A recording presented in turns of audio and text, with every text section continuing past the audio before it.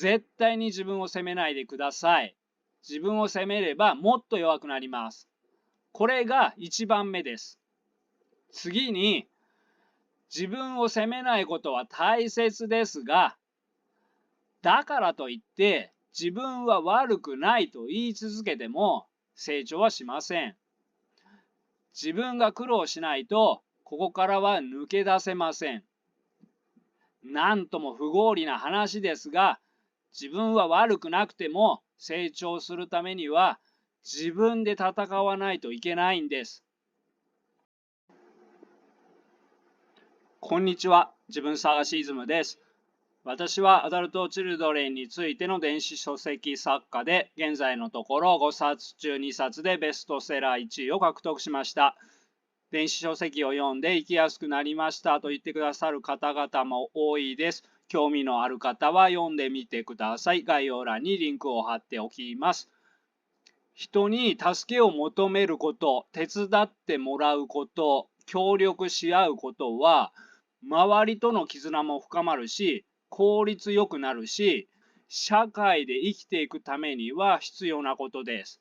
これを依存とするなら、依存は必要です。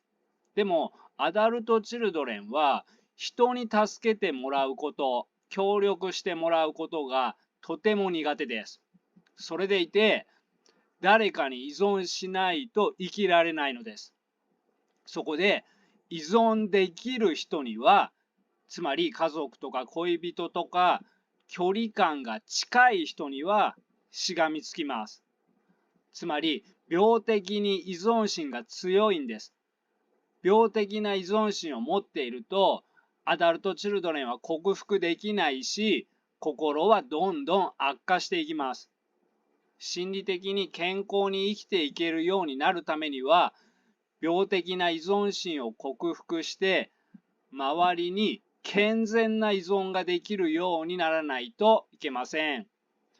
今日はアダルト・チルドレンの持つ依存心、病的な依存心について話します。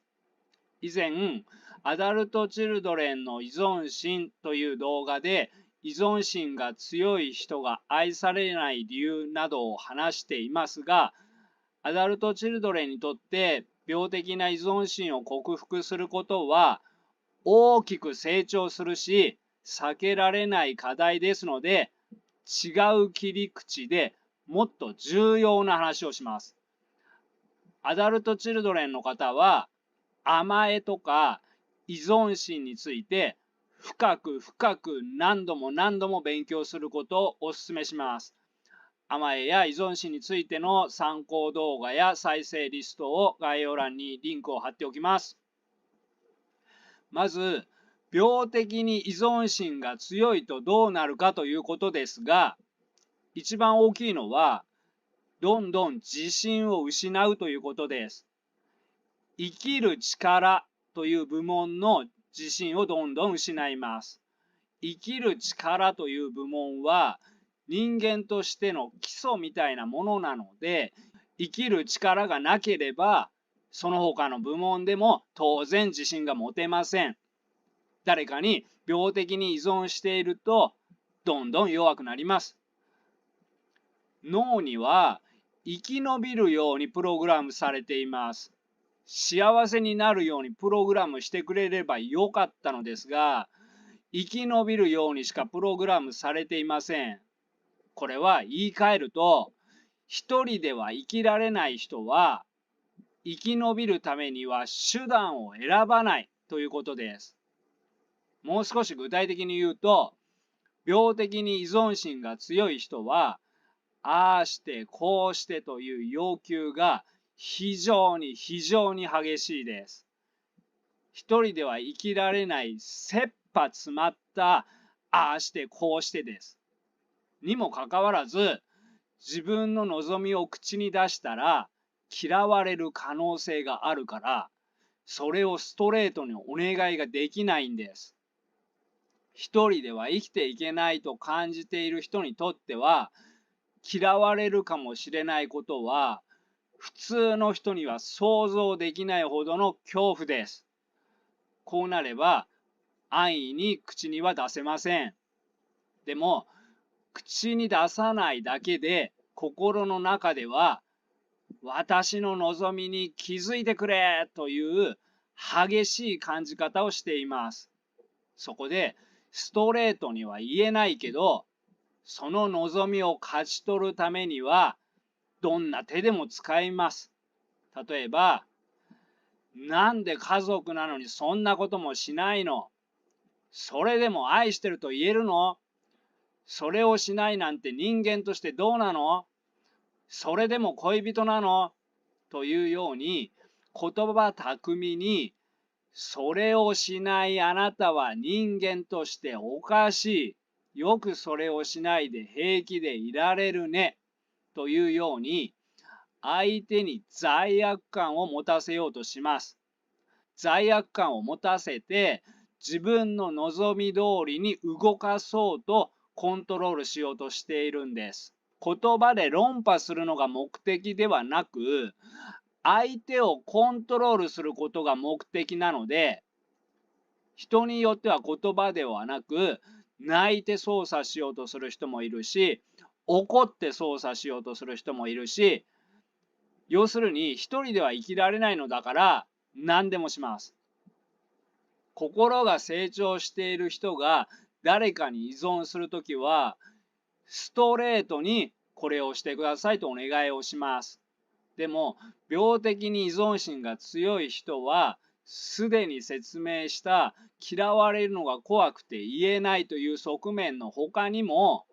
愛されて育っていないので、根っこに、私は誰からも愛されない。誰も私を助けてくれないというのがあることも多いです。こうなると、なおさら必要な望みを手に入れるためには、歪んだ手法になってしまうんです。本人は必死なので気づかないのですが、これは相手にとってはとても不快なんです。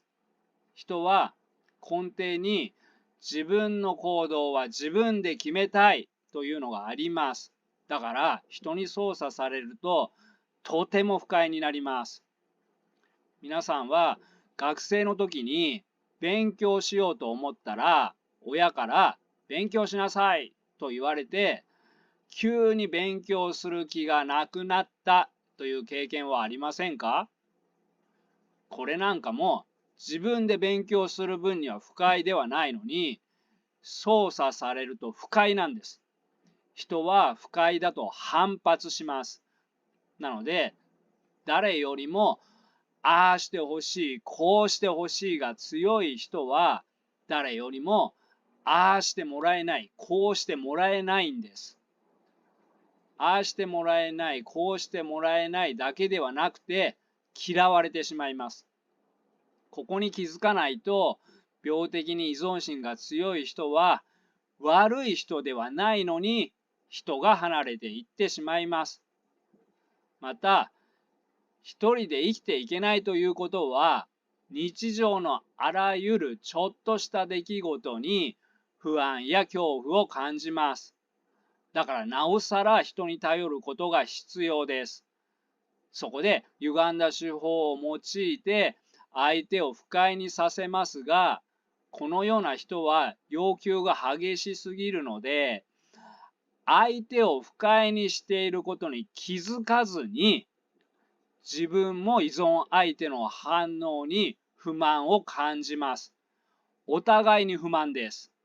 相手も不満なので、余計に望みを叶えてくれなくなることも加わって、ストレスや憎しみをどんどん溜めていきます。こうなると、いよいよ人間関係はうまくいかないし、さらにストレスから心や体を壊す可能性が高まります。そして一人で生きていけないために不安や恐怖が強いということは、自分のしたいで行動できないということです。人は安全や安心できる環境にいないと自己実現どころではありません。こうなると人生は苦痛で恐怖でしかないということになります。病的に依存心が強い人の弊害を見てきましたが、病的に依存心が強いと、アダルト・チルドレンという部門でも悪化します。一人で生きられなければ、心をいじくる必要が出てきます。例えば、親が毒親であっても、親に依存するためには、親を理想化する必要が出てきます。毒親を現実を偽って理想化するということは、自分を現実を偽って蔑視するということです。自己中心的な人を正しいとしたら、その自己中心的な人のわがままを全部叶えてあげることができない自分が悪いからだと自己蔑視をします。病的に依存心が強い人は、仮に対立が起きて、親が毒親だと気づきそうになると、私が間違った反応をしたからだ。私があんなことを言わなければ、親だってあんなひどいことは言わなかっただろう。こんな風に考えます。こんな風に考える人は、自分が親に依存していることは、自分の心にとってとても良くないということを本当は知っています。頭では分かっています。でも人間はうすうす分かっている自分にとって都合の悪いことを無意識で深いところに落とさないようにするんです。そこで現実を偽っています。でも現実を偽っても親が毒親であることには変わりはないので、しばらくするとまたひどいことをされるということが繰り返されます。こうやって悪い人を不当に理想化して自分の心に嘘をついて依存し続けられるようにしていると、自分の心はどんどん壊れていきます。そして親以外に依存できる人が出てくると、親から逃げるかもしれません。この時、今度はその新しい依存相手を理想化します。この人は私を幸せにしてくれると信じ、この人さえいればいい。この人さえいれば人生で他の人はいらないというように、その人を神のようにしてしまう人もいます。これも依存相手が変わっているだけでやっていることは同じです。徐々に自己蔑視を強めるし、徐々に不満やストレスが強くなっていきます。そして喧嘩が起きると、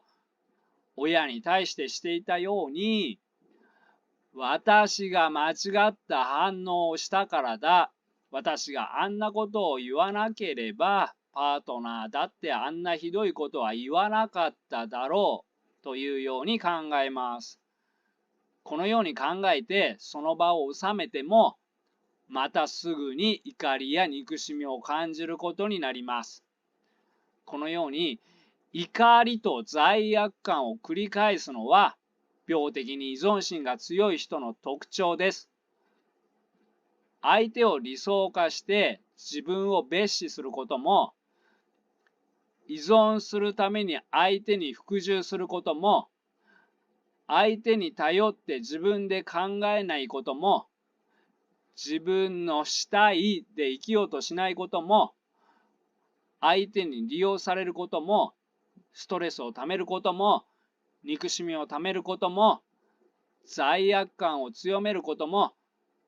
全部アダルト・チルドレンを悪化させます。病的に依存心が強いということは、心が成長していないということです。小さい子供は一人では生きていけないのだから、親にどっぷり依存します。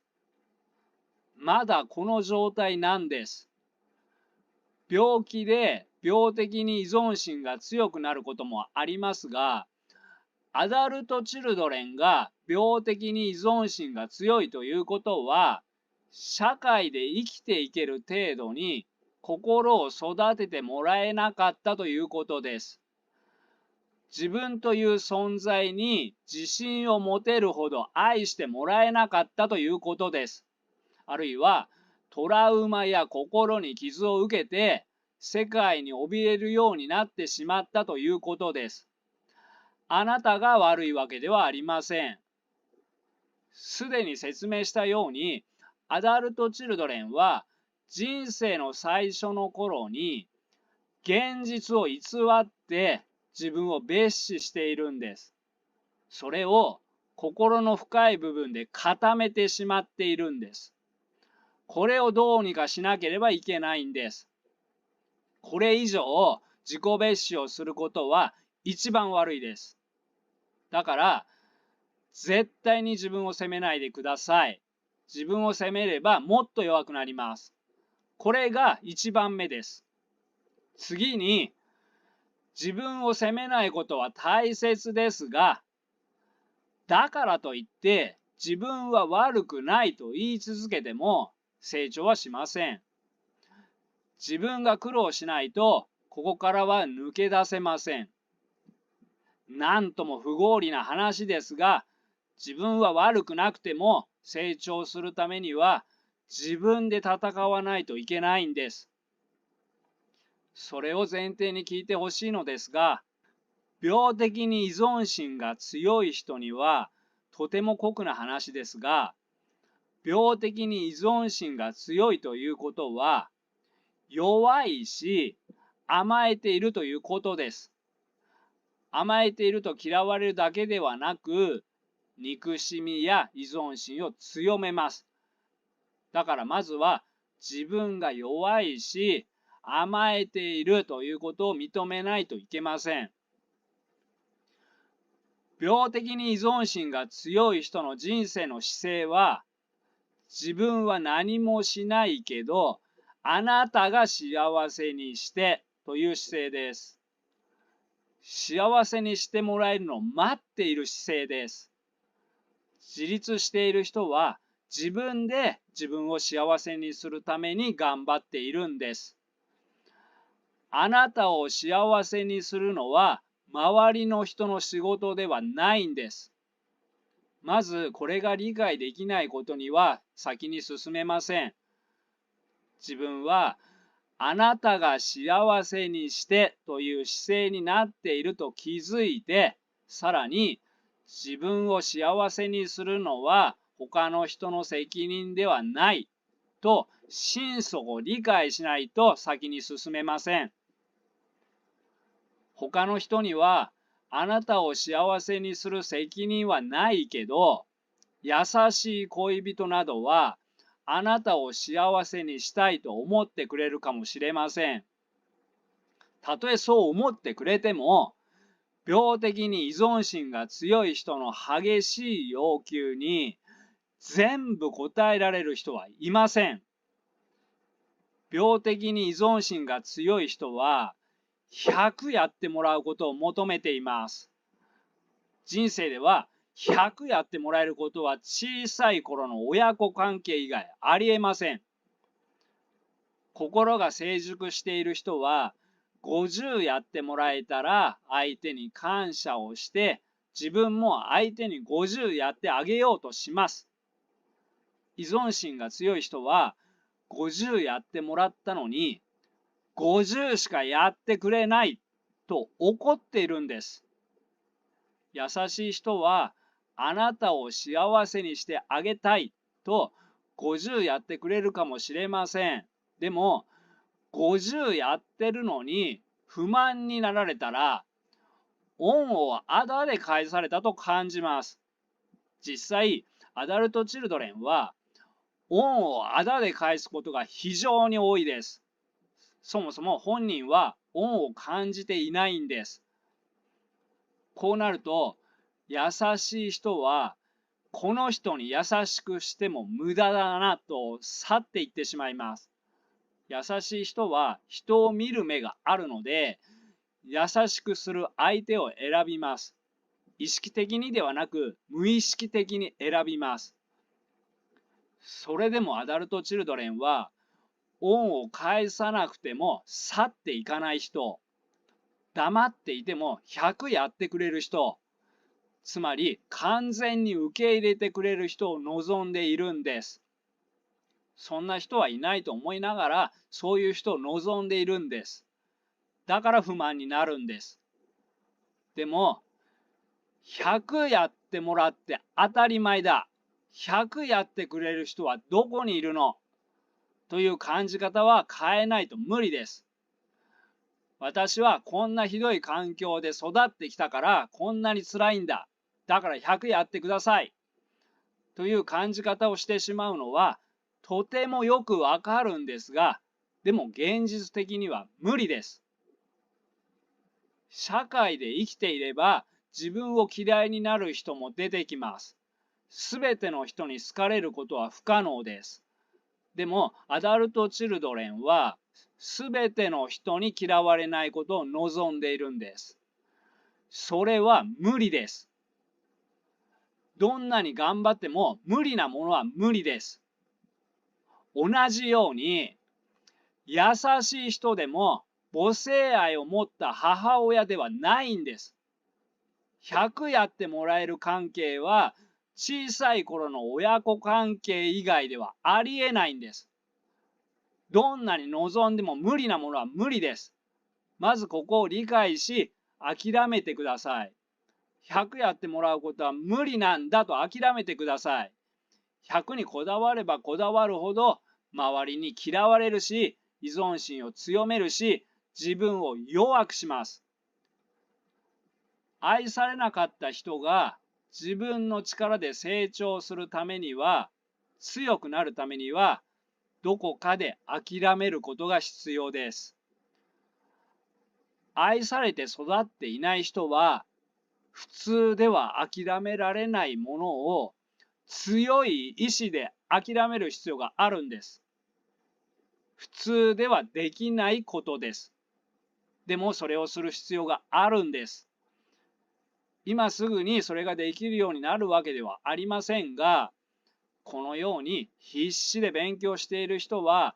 いつかできるようになると思います。勉強し続ける人はいつかは成長すると思います。自分が勉強している、努力している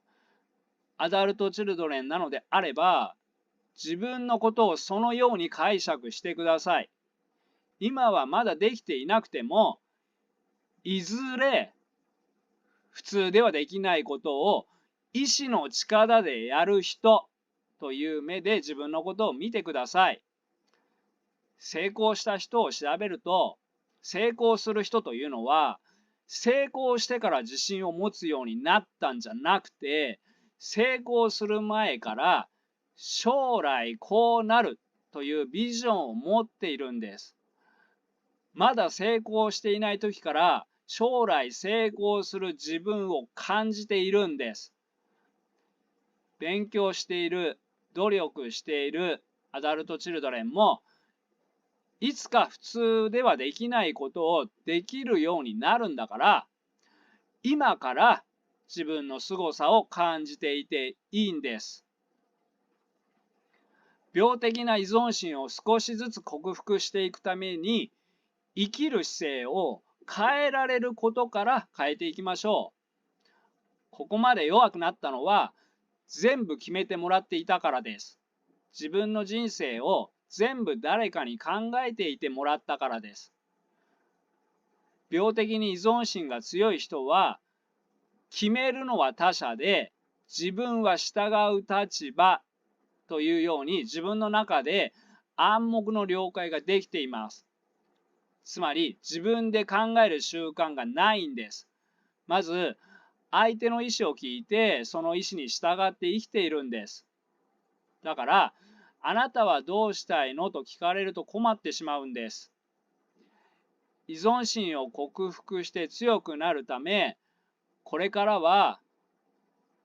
自分はどうしたいのかと考えながら生きていきましょう。誰かに何をすればいいですかと聞くのではなくて、どうしたいのと自分に聞きましょう。そして自分がどのように生きたいのか分かるようになってきたら、それを周りに伝えるようにしていきましょう。次に、幸せになる姿勢ですが、犬は生き方を教えてくれます。皆さんは犬を飼ったことがありますか？犬はありのままの人間を好きになってくれます。犬は自分の幸せをそばにいる人間の責任にしません。つまり、犬は自分が幸せになるためにそばにいる人間にもっとこうしろ、ああしろと操作しようとしません。我々もパートナーが自分の望む通りに動かないから不幸になるのではなくて、誰かがあれをしてくれないから不幸になるのでもなくて、自分のことは自分で幸せにしないといけません。病的に依存心が強い人は、ありのままの相手を受け入れていません。だから、相手の嫌いな点を変えようとします。本人はおかしいと気づかないのですが、もう一つおかしな点は、そんなに相手が嫌いならば別れればいいんです。でもそれはできないので、パートナーなら別れてはいけません。嫌いになってはいけません。という自分勝手なマイルールを相手にも適用します。このように、この2人は別れないということが無意識で前提になっているので、相手のここが大嫌いだから直しなさいという強い姿勢です。パートナーなのに、しかも私はこんなに尽くしているのに、あなたは嫌いなところを直さないのは不当だ、ありえないという感じ方です。依存心が強ければ強いほど、パートナーが望み通りに動いてくれないと、すぐに傷つき怒りになります。こうなると、四六時中相手の嫌な点ばかりを考えます。だからイライラして不幸になります。そして、その大事なパートナーに憎しみを溜めていきます。心が成長している人でも、相手の嫌な点が許せないことがあります。でも、その場合は別れます。また、心が成長している人が、その人と一緒にいるということは、必ずしも相手に嫌な点がないというわけではありません。相手に嫌な点があっても受け入れています。自分の欠点に寛大な人は、相手の欠点にも寛大です。相手の嫌な点を受け入れているから、その嫌な点ばかりに意識が集中してイライラするということがないんです。だから犬のようにありのままの相手を受け入れている人は、相手のいい点を見れます。だから幸せな気分です。自分が相手に望みすぎてイライラするのではなくて、自分が成長して幸せを感じられるような自分へと変えていきましょう。あなたは私を幸せにする義務がありますという姿勢から、誰かに幸せを託すのではなく、自分が成長して幸せになるという姿勢に変えていきましょう。次に、病的に依存心が強い人は、本気になれば一人でも生きていけるのに、一人では生きていけないと感じています。一人では生きていけないという弱みがある人は、その弱みにつけ込まれます。つまり利用されてしまいます。一人では生きていけないと思っている人は、利用されていても一人ではないのだから、利用されることを選びます。でも、利用されればされるほど弱くなるし、心は壊れていきます。毒親育ちが人生を取り戻すには、毒親への依存を断ち切らなければなりません。親と離れて暮らせばいいのではないです。病的な依存心を残したまま、親から離れても別の誰かに利用されます。心理的には、一人で生きていくという強い気持ちになれないと、自分の人生は取り戻せません。その気持ちがあった上で、誰かと一緒に暮らしている分にはいいのですが、その気持ちがないまま誰かに依存しているのは、どんどん自分を弱くしていきます。では、ポイントを振り返ります。アダルト・チルドレンで病的に依存心が強いという人は、心が成長していません。自分では気づいていない人も多いですが、要求度合いが激しく自己中心的です。つまり甘えています。そして一人で生きられる力がないと思っているので必死です。ああしてほしい、こうしてほしいが激しく強くて必死なので、その望みを手に入れるためによく歪んだ手法を使います。例えば、正論を並べて言葉で相手に罪悪感を持たせようとしたり、怒ったり泣いたり、いろいろな方法を使って相手を操作しようとすることも多いです。これは相手にとってはものすごく不快ですので、このようなやり方ではなく、ストレートにお願いできるように自分の心を育てていきましょう。ここで言う自分の心を育てるとは、100望んでいるのを50で満足できるようにするということです。50で我慢するという意味ではなく、50で心からお礼が言えるようになるということです。そのような自分を目指して生きていきましょう。また、望みを得るために相手をコントロールするのではなく、自分の生き方をコントロールするという方法に変えましょう。例えば、依存相手に自分の人生のすべてをぶつけるのではなく、依存相手以外にも友達を増やしたり、趣味などの新しい活動を増やすことなどで、依存相手一人に集中しないようにすることも大切です。そのように自分の生き方を変えていきましょう。また、病的に依存心が強い人は、他人が重要になりすぎるので、相手の反応で一喜一憂してしまいます。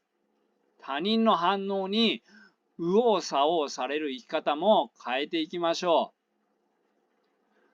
う。病的に依存心が強いと自己評価は大幅に下がります。そして大幅に自己評価が下がると依存心はさらに強くなります。この2つは関連し合って悪い方へ悪い方へと行ってしまいます。打開策としては、今までのように相手の反応で落ち込んだり喜んだりするのではなく、自分から仕掛けて自分で完結しましょう。自分で完結するというのは、例えば自分が友達をランチに誘ったらそれで合格です。相手がどんな顔をしようとどんな返事をしようが関係なく成功です。この